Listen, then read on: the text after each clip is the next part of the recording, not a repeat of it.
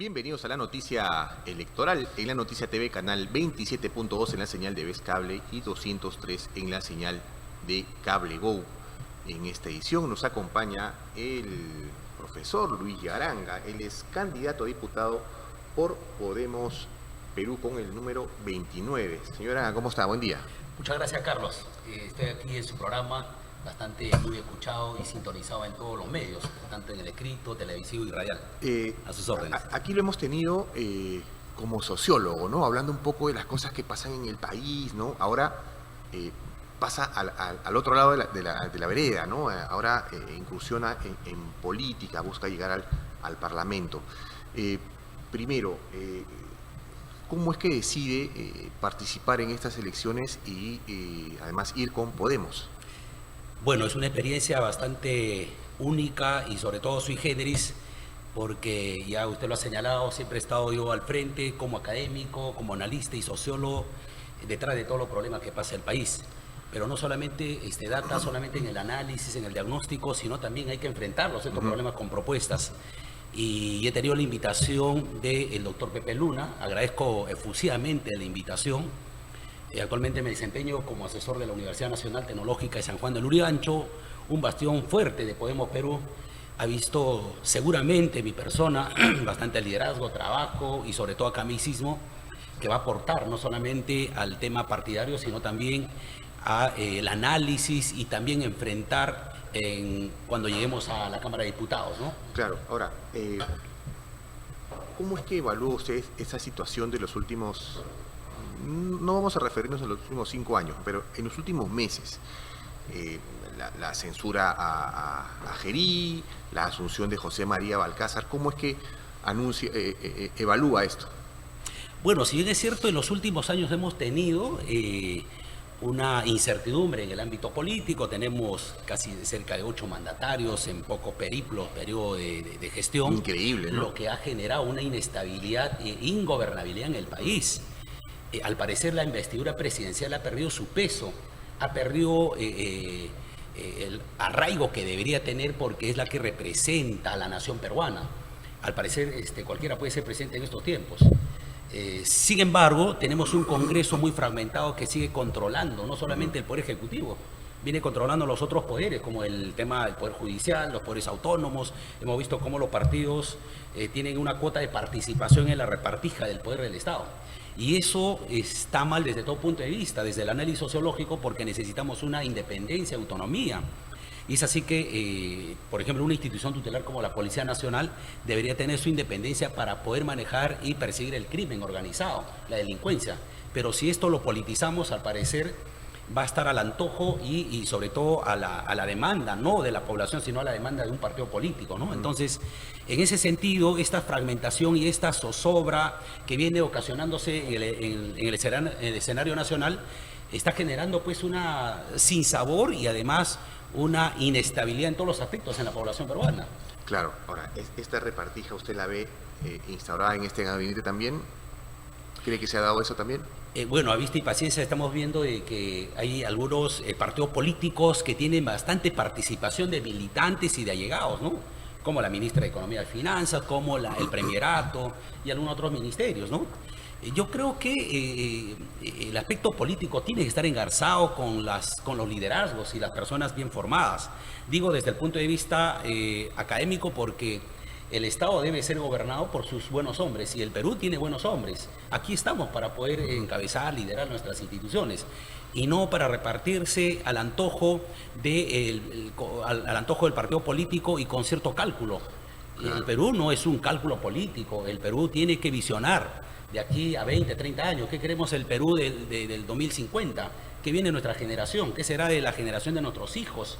¿Cómo estamos dejando el país en manos de nuestros hijos? Entonces esa situación genera una preocupación para la generación joven que todavía mira con desdén a la política, ¿no? Hemos tenido una generación X en la época de los 90, de casi nuestra generación, Carlos, de no participación en política por los sucesos muy fuertes que pasaron en la época de la dictadura. Y ahora al parecer se está pasando o se está viendo una, entre comillas, dictadura, pero dictadura de estos partidos políticos que a diestra y siniestra quieren llevar al debacle a nuestro país, ¿no? Ahora, usted señala que hay una desconfianza de parte de un sector de la población, los jóvenes, ¿no? Y más o menos el 30% de sus electores son jóvenes, ¿no? ¿Cómo atraerlos? ¿Cómo recuperar la confianza? Digamos, nos hemos, parece, esforzado desde la clase política en generar esta mala imagen, ¿no? Pareciera que lo hemos hecho adrede, ¿no? Nos hemos esforzado en eso. ¿Cómo recuperar la confianza? Lo que pasa es que la política, como lo decía Aristóteles, es una ciencia del servicio social. Y por naturaleza todo hombre es un animal político desde que nacemos hasta que fenecemos. Por eso que en nuestras culturas, cuando nacemos hay ciertas plegarias, hay ciertas ceremonias cuando nacemos y también cuando fenecemos. Entonces eso se llama cultura y eso se llama también filosofía y obviamente eso es política. Entonces el hombre por naturaleza es un animal político y no podemos dejar la política en ninguna parte de nuestras vidas. Sin embargo, la política que se viene practicando o que se viene realizando en estas coyunturas, en estos últimas décadas o lustros, ha generado una desconfianza a los jóvenes. ¿Y cómo recuperarlos? Definitivamente el joven, por una situación y característica de la edad, el joven es siempre contestatario, el joven es vehemente, impulsivo. Y hay que aprovechar esa edad porque es una edad única. Sin embargo, el joven está mirando desde la tribuna, el joven está mirando desde el televisor, desde las redes sociales. Recuerden que hay una generación bien fuerte y sobre todo cerrada que está enclaustrada no solamente en las aulas universitarias, en los institutos y también en la sociedad civil. Es esta generación Z que le ha dicho un estate quieto al status quo de la política nacional.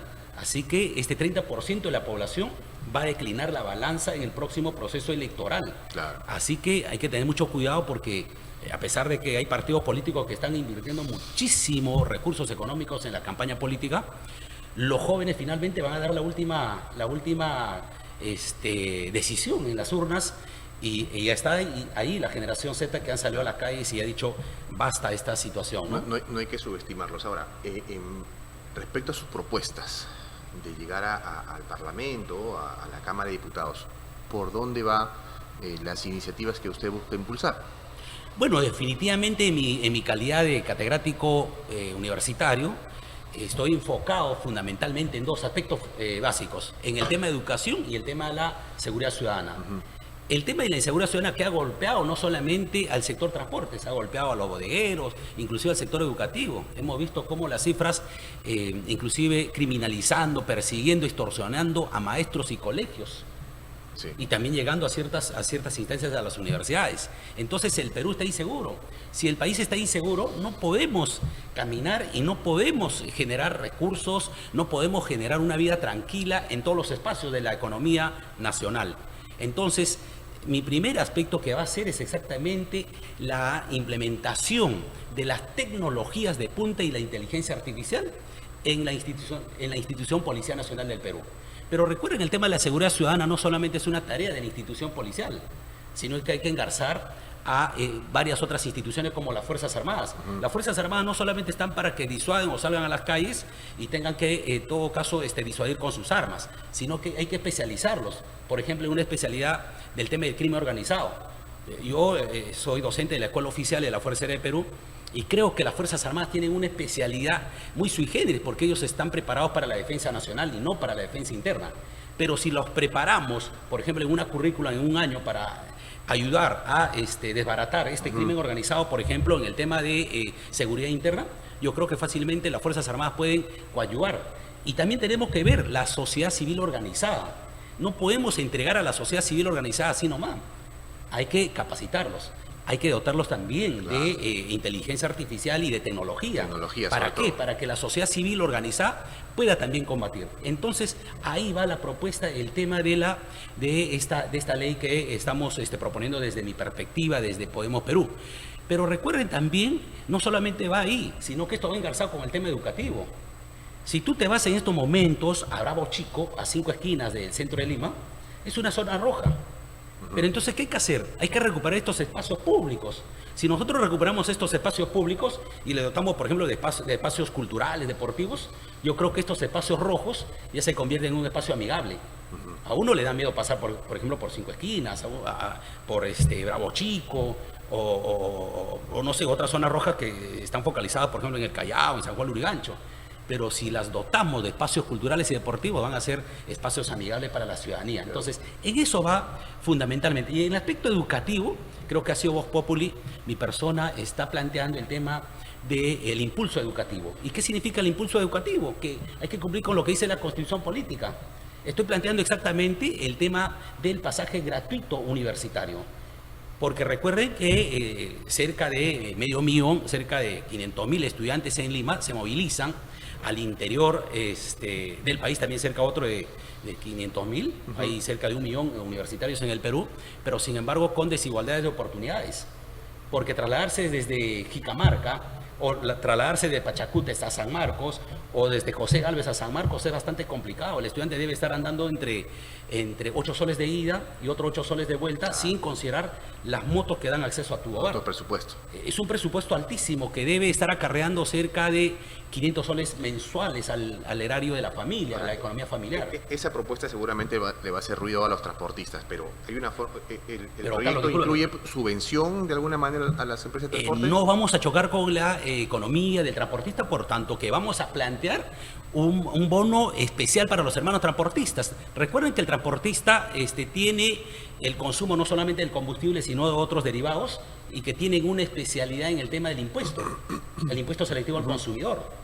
Entonces, a través de ese bono al transportista y un IGB especial, el transportista no va a ser afectado.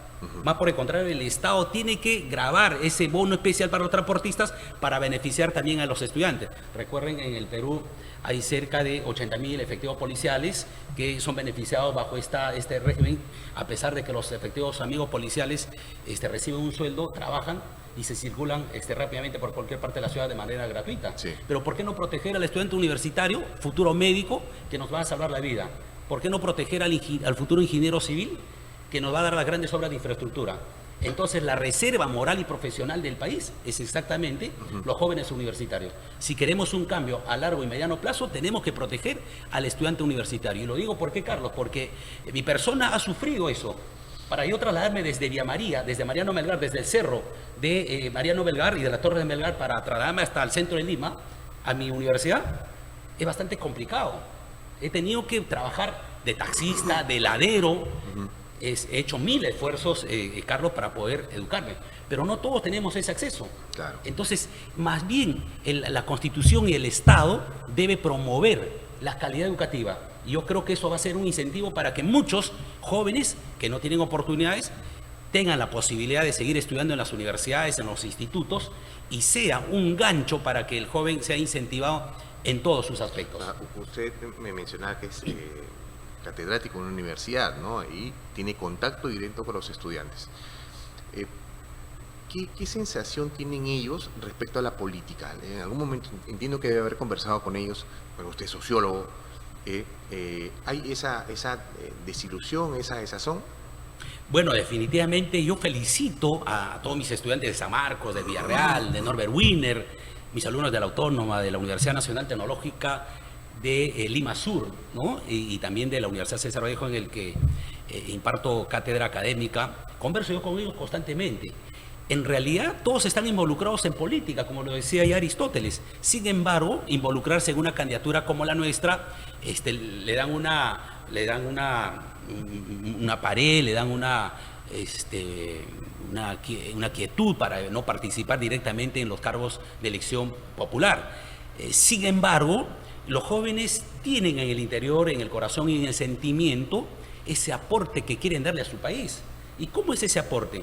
Estudiando, dinamizando, polemizando en las aulas, pero esta polémica, estas discusiones no deben darse solamente en 4 paredes, sino que la discusión y la polémica tiene que salir a las calles, tiene que salir en este hecho, involucrarse en los cargos como los jóvenes tienen que llegar a ser diputados, senadores, hay que romper esos candados. Por ejemplo, ahora para ser senador hay un cierto candado que solamente lo ha hecho este Congreso para poder postular a ellos mismos. Sí. O sea, por eso miramos a la misma cara.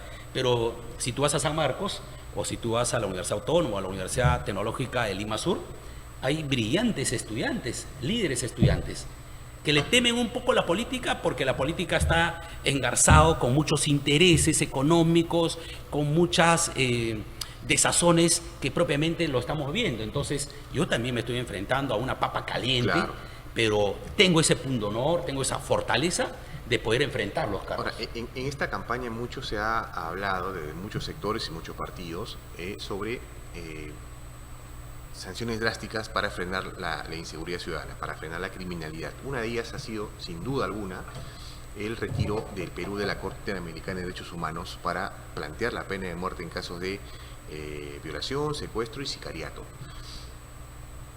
¿Usted va por ahí también? ¿Cree que es la solución? ¿Cree que no tanto? Bueno, lo que pasa es que en el Perú tenemos instituciones como la Policía Nacional, tenemos el Ministerio Público, ¿no? Tenemos el Poder Judicial, pero estas instituciones están frágiles. Yo creo que esta propuesta de salir de la Corte Internacional de Derechos Humanos, del Pacto de San José, podría ser un camino fundamental, pero tiene sus procedimientos jurisdiccionales. No vamos a salir de inmediato. Claro. Mientras eso ya nos está ganando la criminalidad y el flagelo de la delincuencia. Entonces necesitamos reestructurar estas instituciones, empoderar al Ministerio Público, empoderar a nuestra Policía Nacional del Perú. Hay muy buenos policías, hay muy buenos efectivos, pero a los malos hay que sacarlos. Pero para eso, ¿dónde pasa el filtro? Desde el ingreso a las escuelas de suboficiales, de las escuelas de oficiales. Por ejemplo, ¿cómo no premiar al suboficial que trabaja honestamente, transparentemente? ¿Por qué no le damos un mérito para que pueda no solamente ascender a un grado superior? Porque el nivel de suboficiales es un nivel subalterno. Pero ¿qué pasa si un efectivo suboficial es bastante íntegro, bastante trabajador y transparente? ¿Por qué no le generamos que pueda tener la posibilidad de ascender al nivel de oficiales? Les aseguro, yo le aseguro, Carlos, que cuántos amigos, hermanos, policías suboficiales quisieran llegar al nivel de oficiales. Claro. Y tendría que ponerle pecho a la institución, a la camiseta verde, para decir, voy a trabajar por la seguridad de mi país. Entonces hay que incentivar al bueno, hay que proponer y premiar al bueno. Como le decía, el pasaje gratuito, por ejemplo, a los universitarios, es premiar a la intelectualidad, a la capacidad. Es un incentivo. Un incentivo para que pueda promover el academicismo y tengamos próximamente buenos profesionales al servicio de la humanidad, al servicio de la sociedad. Ahora, usted busca llegar al Congreso y este Congreso, no sé si es uno de los peores o el peor. No el Congreso como institución, sino por algunos de sus integrantes, ¿no? Ha habido demasiadas denuncias, incluso hasta de violación, ¿no? ¿Cómo recuperar la imagen de un Parlamento tan venido a menos? Este es el filtro. El 12 de abril es el primer filtro para poder recuperar. Yo tengo amigos, colegas, no solamente del partido Podemos Perú, que dignamente estoy de candidato, también hay muchísimos buenos candidatos ahí, y otros partidos, colegas, amigos que ahí tienen bastante carta de presentación, no solamente académica, moral y ética. Yo creo que este 12 de abril es una puerta para poder pasar el primer filtro, porque la institución como Congreso es una institución con mucha investidura y mucha historia. Lo que pasa que hemos tenido de parlamentarios como el Mataperro, como el Limpia Uña, Corta Uña, hemos tenido, por ejemplo, estos mochasueldos, etcétera, que le ha generado un desprestigio total. Cerca del 97% de la población no cree en el Parlamento. Pero y eso que el Parlamento tiene 3 funciones fundamentales y que emana de la voluntad del pueblo, porque los congresistas en la calidad de diputados, por ejemplo, tenemos una función muy específica, que es exactamente el control político, la fiscalización y la representación. Entonces, ¿qué nos va a representar? Un mataperro, por ejemplo, que no respeta el ecosistema, que no respeta, por ejemplo, al amigo de 4 patas. ¿Qué nos va a representar si él está matando al perro? ¿Qué nos va a representar el mochasueldo cuando quiera de repente incentivar, por ejemplo, beneficios sociales a nuestros hermanos transportistas, a nuestros hermanos profesores, si él está mochando el sueldo? Entonces, ¿a dónde hemos llegado? Entonces, necesitamos transparentar, necesitamos elegir a personas probos, honestas y sobre todo con capacidad. Hay que recuperar lo que era el hemiciclo donde se discutían grandes problemas del país. Recuerden que el Congreso hemos tenido a Luis Alberto Sánchez, hemos tenido a Miguel Grau, a Ciro Alegría, hemos tenido grandes personalidades en el Parlamento y ese Parlamento tiene que retornar. Yo creo que yo estoy en esa capacidad para poder representar a mi país, para poder representar a mi grupo de estudiantes, docentes universitarios, y vamos a luchar por este sector tan apremiante, ¿no? La última. ¿Cree usted que el regreso a la bicameralidad es garantía de que se va a hacer un mejor trabajo en el Parlamento? ¿O no necesariamente? Mira, si bien es cierto, hay historias y hay también fenómenos en el que países del primer mundo tienen el proceso de la bicameralidad y obviamente que están bien. Sin embargo, el Perú es una situación sui generis. El Perú es un país con problema y posibilidad, como lo decía Luis Alberto Sánchez, ¿no? en sus retratos históricos. Sin embargo, déjame decirte, Carlos, este tema de la bicameralidad al parecer va a incrementar no solamente el presupuesto, sino la gran cantidad de parlamentarios. O sea, decía yo, y digo también, vuelvo a incidir, si en el Parlamento actual tenemos al Mataperro, al Mochasueldo, probablemente en el otro Parlamento que viene, que no van a ser 130, sino van a ser más los 60 senadores, se va a incrementar también estas estadísticas, estos impresentables. Entonces, necesitamos mejorar esta institucionalidad que es el tema del Congreso de la República. Probablemente cuando lleguemos el 28 de julio de este año, vamos a hacer el análisis respectivo y replantear el proceso de esta bicameralidad. Y desde ya aquí mi compromiso, Carlos, para poder, en todo caso, representar a toda la población peruana. Bien, señor Yaranga, ha sido un gusto tenerlo en estudios. Bueno, y le deseamos éxitos en la campaña. Si desea dirigirse a los electores, le damos un minuto. Muchas gracias, Carlos. Gracias a tu espacio noticiero, a este espacio político, a todos mis amigos, hermanos, colegas de la ciudad de Lima. No se olviden votar este 12 de abril por la P y el número 29, que lo va a representar Lucho Yaranga, por los transportistas, por la seguridad ciudadana, por mis estudiantes universitarios. Así que ya se viene el tema del pasaje gratuito. También, mi amigo transportista, se viene la seguridad con la aplicación de la inteligencia artificial y la tecnología de punta, porque el amigo transportista también tiene que ser protegido. Estamos planteando el tema del seguro social y de vida para mi hermano transportista que trabaja más de 12 horas y no tiene un beneficio social. Por ello, y por todo lo señalado, querido pueblo peruano, Lucho Yaranga está representándolos con el número 29 en la Cámara de Diputados. Marquen por Podemos Perú el 29. Bien, estuvo Muchas con nosotros Luis Yaranga, candidato a diputado por Podemos Perú con el número 29.